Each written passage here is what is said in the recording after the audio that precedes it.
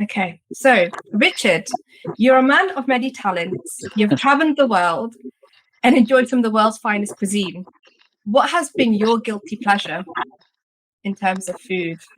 Oh gosh, I just love curries, which I make at home, and that's what I eat all the time. I keep getting back to. I don't have something I want like I don't know candy floss or packets of biscuits. I just come and eat my curries, and no matter where I am in the world, well, except in India where I was recently, no matter where I'm eating, I tend to go for a curry, and I've had some disgusting ones. I don't know if you've been around the world trying them. I went to a place in Cusco called Korma Sutra, for example. Oh, God. It was good. So I'm not sure if I can have curry as a guilty pleasure, but it is my pleasure. Indian food. Oh, wow. Indian food. So you recently visited India. Yeah. What did you enjoy about staying there and eating the food? I go back to India quite a lot. It's my sixth trip now. I Okay. just love the whole culture. I love the sounds, the smells. I love everything about the place. And it's because it's my favorite cuisine. I like going there. The other countries I want to go to, like just Brazil and places like that. But then I get there, I don't enjoy the cuisine so much, so I keep going back. In India, I was staying at Oberoi hotels, which you probably know are very, very posh, fantastic food. So one was, I mean, I generally eat Indian food there, but one of the restaurants in the Oberoi in Delhi is by Andrew Wong, who's got a two Michelin star Wow. Chinese restaurant in London. Had that was fantastic, and some Vineet Bhatia Indian food. But I suppose the most special meal was at Mask Restaurant in Okay. Mumbai, which is usually in the top 50 restaurants, or at least the top 100 restaurants list. But it just missed out this year, so I had to keep a bit quiet about that when I was there. But so you like Indian cuisine. If you had to choose, what would be your favorite dish? Gosh. I suppose something tandoori based, I just from the tandoor, I just love very happy with chicken and things like that. Also, a really good Goan style vindaloo curry. I like Oh, vinegar. I like those kind of flavors. I love those. oh, A little bit harder to get in England, as you know, because vindaloo means something a bit different here, or tends to be something a bit different here. no, definitely. I came across because finding Indian restaurants here in Spain is really difficult. And the other week, Carlos and I found a Nepalese restaurant, and I literally cried because it was being back in India. It was spicy, flavoursome. The tandoori was just something else, and we go back to the beach just to have that. It's so hard. Oh, fantastic! No, as you probably know, there's not been much Nepalese food in England. I was actually up in Scotland a few years ago and went to a place called, I think it's a Nepalese restaurant, just all very sweet for the English palate, I think. But there's a chef, Santosh Shah. I don't know if you heard Okay. about him. And Nepalese chef who was on MasterChef, did very well. I can't remember whether he won. He was certainly a finalist. He might have won. Anyway, he's big in Nepal now, and he's opening a restaurant in London. And I've had his food; it's fantastic. So Oh, I'm with lovely. you on Nepalese. Definitely. So, one of the things I love about you is that you've adopted impeccable yet effortless tailoring. You look sensational every time. What inspires you to immerse yourself in glamour and that genteel ritz in today's fashion scene? Because even now you've got a beautiful like bandani top on. Well, it's very kind of you. I've always loved colour. I always have. I went to a very strict Catholic school, and I remember one time getting really, really told off because my white shirt was actually a very pale pink or lilac, and they didn't allow it. And then as you get older, you get inhibited. Most of us are a bit inhibited about wearing really bright colours and so on. And I worked in the city for 25 years, always wore a suit and tie very conservatively. But I just love big blocks of colour. I always love fashion. And particularly as I've got older, you care a lot of us just kind of care less and feel freer to do what we want. And now I just buy what I want and wear what I want. And one of the things I love about going to India is there's a chain called Fab India. Okay. Sadly, I don't have shares in them, so this is not. It is a free advert for them, but it's not to benefit me. But I just buy a lot of stuff there, and today I'm wearing a kurta that I bought I think in Mumbai. I just love this with some white Indian trousers. And I'm going to a party today, and it's so Oh, hot outside in England. So hot for England. I mean, well over 30. It's probably not so hot for you. And I think this is the thing to wear. Fantastic. So many people know you as the chief food critic, but your journey started off very different. You trained as a journalist in Sheffield, then you moved to Manchester, and then you moved to Beijing. What have you learned from that experience? And were there any personal obstacles you faced? Was there any? Personal obstacles that you faced during that time? Thank you. My journey or whatever is more complicated than that, actually. My father died when I just left school. I was going to be a teacher, and I Okay. quit teacher training to go home with my mother for a year or two, took another A level, then went to university. And I was living opposite Sadler's Wells Theatre in London and discovered ballet, which I loved, and started going to ballet all the time and began Okay. writing about it for student newspapers. So that's how I became a journalist. And it was quite tough to get in then, much, much tougher for people now, I think, but it was tough enough then. And yeah, I mean, it was quite a hard work. I mean, you had to do 2.5 years in the provinces at that time under the National Union of Journalists kind of rules for working on Fleet Street. So I went out into the provinces, and the Daily Mirror was the hardest for me. I was terrible at the job. I just was really couldn't write those headlines, couldn't do the copy. But I was a freelancer. I was entirely dependent on one person's goodwill, and he was good to me, but it was such insecurity. I hated it. Then went on to the Times, and then obviously 13 years in Asia and Beijing and Hong Kong, all learning so much. But I came back to London in '95, joined Bloomberg, which was another very tough company. I don't know if you know Yeah. about it. The corporate culture was, the hard work, long days, short holidays, all this kind of stuff. But I just knew I had to make it work. I decided to buy a house in London, and those don't come cheap. No, So it just definitely. went hard for years. It was only when I stopped work last year, I retired, that I realised how hard I had been working. And I have to say, I'm very good at doing nothing. That people keep saying to me, "You won't know what to do. You won't get up in the morning." And on the contrary, I love just this time to myself. And even this morning, I'm thinking, "Oh, I have to do this podcast today, but I've got so many other things to do. So many other Definitely. things. Actually, sitting reading a book and having a cup of coffee, which I love. Oh, fantastic. Speaking to you, which of course is even better. And then I'm going to a restaurant party at lunchtime outside on the terrace by the water, drinking champagne, which is, I think Fantastic. It's very so that's my basically you're busy I, being fabulous. I, I recommend retirement to people. Lovely to learn. So during your time, did you have any guidance or mentorship?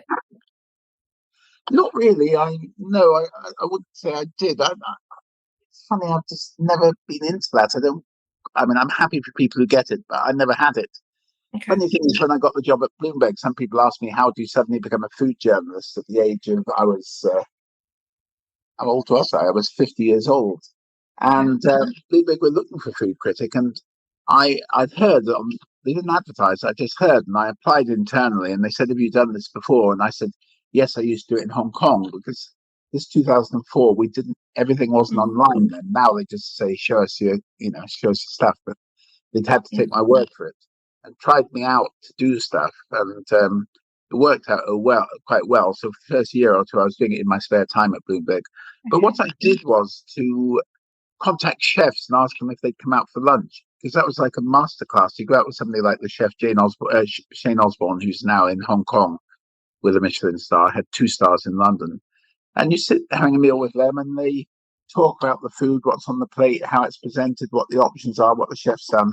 And I just learned so much from hanging out with chefs. And then I became friends with the chef Pierre Kaufman, and we became good friends. And I guess he's the closest thing I have to a mentor, but we're not that different in age. I always think of mentors as a generation older than the Yeah. person. But no, definitely. Leading on to Chef Pierre Kaufman, you've been described as the tenacious twosome, and your life is about eating and drinking and writing reviews about restaurants. But you both mentioned that it's not about bashing the restaurants. It's about both of your industry experience giving guidance to these places. What has that been like? Yeah, I don't like critics who go slagging off restaurants for a sport. It's so easy to write bad reviews. They're very funny. And I notice when people write them, I'm talking about some of the big names, they always say, "This gives me no pleasure." And then you can see what fun they're having. And when I was reviewing for Bloomberg all those years, I just tended to, if I didn't like somewhere, I tended not to write about it, just write about somewhere I liked. So, you know, sort of people who want to go out to dine, you give them somewhere to go, and somebody who's doing a good job, you give them encouragement. And I would have to really feel that a chef was, the enterprise was very cynical or something before I bother attacking them. And Pierre feels that even more strongly. Of course, Pierre's been in the industry for 50 years, more than 50 years in the kitchen, and he's a great champion of chefs, and he has no interest in going and criticizing places, which made it a bit difficult for us to pick places to review, because he only wanted to go places he was pretty sure he'd like and wouldn't go somewhere very new, for example. And Pierre doesn't like Indian food particularly, so sadly we haven't been to any Indian restaurants. Leading on from this, you've interviewed a number of political leaders, from Lee Kuan Yew and Nelson Mandela. Most people can only dream of that. How did this happen, and what thoughts were going through your mind? I was the foreign editor on the South China Morning Post in Hong Kong for more than 5 years. And I made it my job to try and speak to political leaders. And a lot used to come through Hong Kong, for short visits. And so I got friendly with all the consulates and so on, got friendly with their people and the diplomatic people in Hong Kong, so I could find they were coming. And that's how I did it. And I concentrated particularly on Asian politics, though Nelson Mandela was my big goal, because obviously he was coming out of jail, and he was, I think, the most famous person in the world. And I managed to get that interview. I knew the people at the Malaysian High Commission, and Nelson Mandela was going to Malaysia to try and fundraise for the African National Congress. And I managed to arrange it through them, and interviewed him at the Hilton in Kuala Lumpur. And yeah, just weird meeting somebody you heard about your whole life. Probably, if you look back on the 20th century, I think a lot of people might say he's the greatest person of the 20th century. I don't know. Probably, yeah. Lee Kuan Yew, not by contrast, he did great things for Singapore, but he had a very scary reputation for interviewers. When I was going to interview him, there was quite a tough woman journalist in Hong Kong. He'd actually made her cry in the interview. Oh my God. He, if he didn't like a question, he would turn around on the interview and attack you. And his particular thing was, if you hadn't done your homework, if you asked him a question where he thought the answer was out there, he would attack you. And people don't understand, this is days before Google and the internet. You couldn't just look up stuff, you had to really put in time and work to do it. And I have to say, I interviewed him 3 times, so I passed that test, but I was still very scared of him. Oh my goodness. Well done you. Many people always talk about their childhood, surrounded by food, their favorite dishes. What was it like for you growing up? Was meal times something that you and your family enjoyed together? We did always eat together, our family, and we didn't have the TV on or something, which I guess people do now. My mother, to be honest, wasn't really a very good cook. I feel a bit disloyal saying that, but she wasn't a terribly good cook. But they really indulged me, my parents. I loved Vesta meals. Do you know Vesta meals? Yeah. Precursor of ready meals. And I used to cook chow mein and paella and stuff I'd never heard of, and I just love those flavors. I think the umami and so on. And I never particularly enjoyed food at home, and things people always go on about Sunday roasts and so on. I was just not very interested. I'm still not particularly interested in those. But the biggest thing for me about food as a kid was when I was at primary school, from the age of 5 to 10 or 11, they made us finish everything on the plate. And if I didn't like something, I couldn't swallow it. I really had trouble. And all the other kids used to be able to play, and I'd be on my own, and I'd have a teacher with me saying, you have to eat that. And it was food that I'd have trouble eating now, disgusting stuff, boiled cabbage and nasty, fatty, overcooked meats. And the particular thing I really couldn't swallow was beetroot. I still have that chef's love beetroot. Yeah, I don't like it. So I always liked food. I really always liked food. Loved ice creams and sweets and all these kind of things, as children do and grown-ups too. But I didn't have very happy food memories as a child. But do you think that's inspired you to become a food critic today? when I was young, we didn't go to restaurants much. First of all, there wasn't that culture in England. The ordinary middle class or working class people didn't go to restaurants really. And when I started going, for very occasional curry or steak, when I must have been, I don't know, 18, 19, it was such a treat going to a restaurant. I've never lost that, even though I'm 68 years old now. I still consider it a treat to go to restaurants. I think it's not as much the food, it's the whole experience. I'm the same about hotels. We never stayed, or virtually never stayed in hotels, and I'm still very excited to go to hotels now. So I've come to an understanding of food quite late in life, honestly, but I've had a love of restaurants all my life. Wow. And because of the restaurants, socially and emotionally, eating has helped to create interesting and long-lasting bonds with people with people in the industry. So you were saying that you met chefs, and now you're really good friends with Chef Pierre Kaufman. What has that experience been for you? Because you've traveled all over the world and built, friendships. I immersed myself, once I got this job, I immersed myself totally in restaurants. And most of my friends are from the restaurant business or whatever, or, connected with it somehow. Some food writers, some wine, some chef people.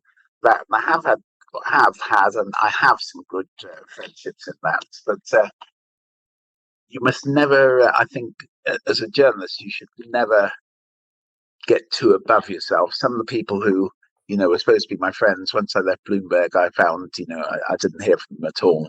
I'm a bit cynical, I'm afraid, but there are some great people in the business, and I've got some great friends. Apart from Pierre, who's about my best friend in the business, is a woman, Emma Reynolds, who owns tonkotsu restaurants in London. She's got about 16 now. Fantastic woman, and people I really value as friends. Wow. So you've recently retired, and you mentioned retiring you would recommend. You've only been retired for about a year. Yeah. In that year, what have you done? Eating and drinking is not much different from what I did before. I'm just not getting paid for it. But I don't have the stress, thank goodness. I always found Blooming very, very stressful. Even when I was on a holiday, I could get a call saying something had happened and could I do something and so on. And I slept with my phone by my bed for 26 years at Bloomberg, and now I just got on the charger in the other room, and if somebody wants to call me in the night, they can, I could deal with them in the morning.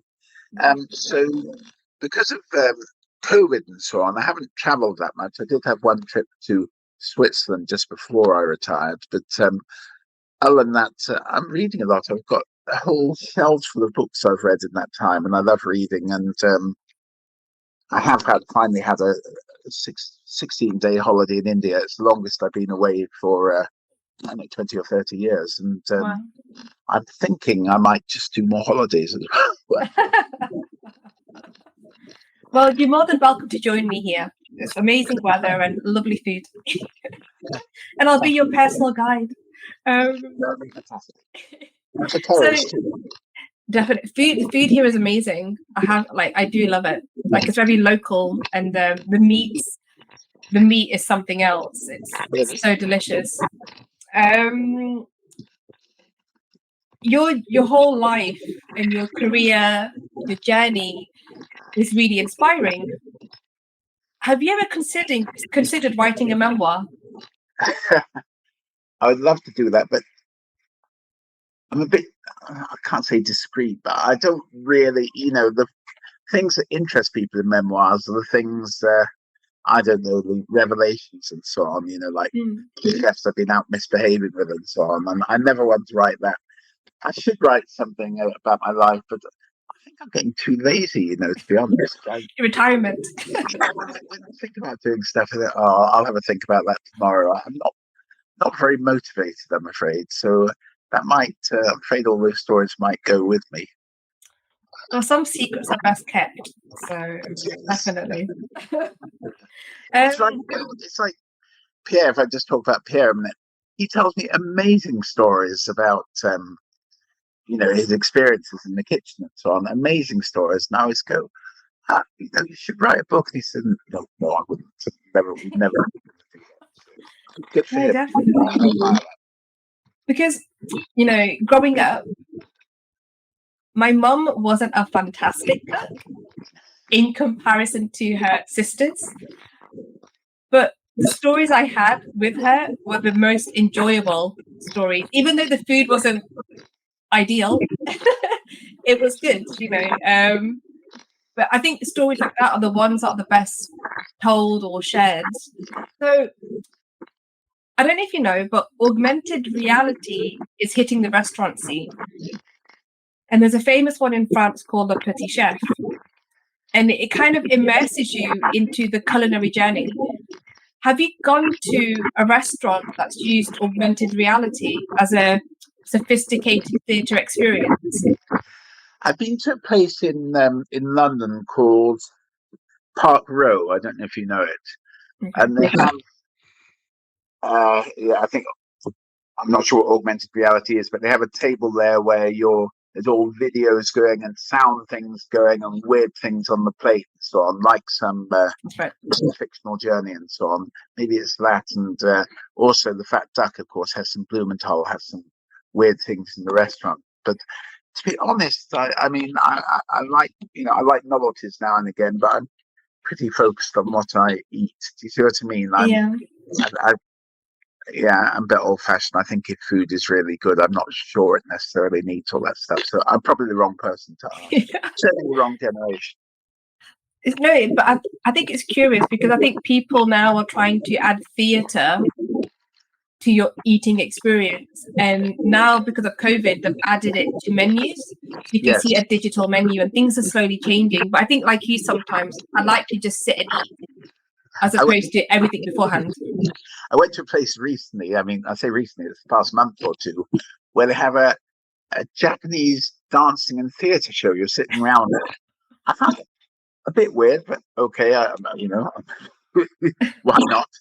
And they were doing Nikkei cuisine, and I ordered pisco sour. It came. Oh, I love pisco I sour. love pisco sour.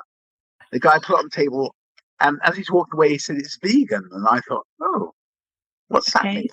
Then I drank it. It means the egg white on top was something, I don't know what it was. It tasted like shaving foam. It was when then, with apologists or, people of vegan, diet, I just thought this is not for me, and don't push it on to me, So I would advise against vegan pisco sours. No, definitely. I the thought of that just doesn't make my stomach feel great. But there is an amazing Peruvian Japanese fusion restaurant here, and their pisco sours are just heavenly. I don't order dessert. I will just have the pisco sour because it's that delicious. Yeah, I think it's amazing. There are two particular. I went to a place in Miami. I think it's called Lamar or whatever, and just amazing food. And I was knocking back the pisco sours. I liked it so much. I went to every meal at the same restaurant. This is about 10 years ago. Didn't seem much in the way of restaurants in Miami now. I now understand it's a bit of a hotspot. And in London, what's it called now? Koya, Chef Sanjay Dwivedi, and that's where I really discovered pisco sours. We need to go to some. I'm no off switch, I'm afraid. Except for yes, totally agree with that. And finally, you mentioned that you've eaten over 20 countries. And are there any chefs or restaurants that you would like to visit, but you haven't had the opportunity to do so? There's a place in South Africa called Wolfgat. Not sure if you heard about it. No. There's a short-lived restaurant awards, which I was a judge on about 5 years ago, I think they're called the World Restaurant Awards. They announced it's a seaside hut in South Africa. They named it the world's best restaurant, which I think was a bit of a gimmick, to be honest. But they employ local people from the village and so on, and foraging and all this. And as I say, you sit at the counter beside the sea and the far from Cape Town and so on. So I'd probably like to go there. That might be my next, the place I'd like to go. But places I really wanted to go over the years were places like El Bulli, which was so famous, and Nova, and Mirazol, which is the current holder of the world's 50 best restaurants in south of France, which was lovely. But when I travel now, as I say, I tend to go to countries with cuisine I like. So apart from India, France is somewhere, Thailand, and of course I love Chinese food. But if there are an individual restaurant I would want to go to, I would probably have been there by now.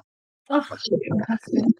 Well, it's been short and sweet, Richard, and I've loved loved having you on the podcast. And I just want to say thank you so much. It's been a pleasure.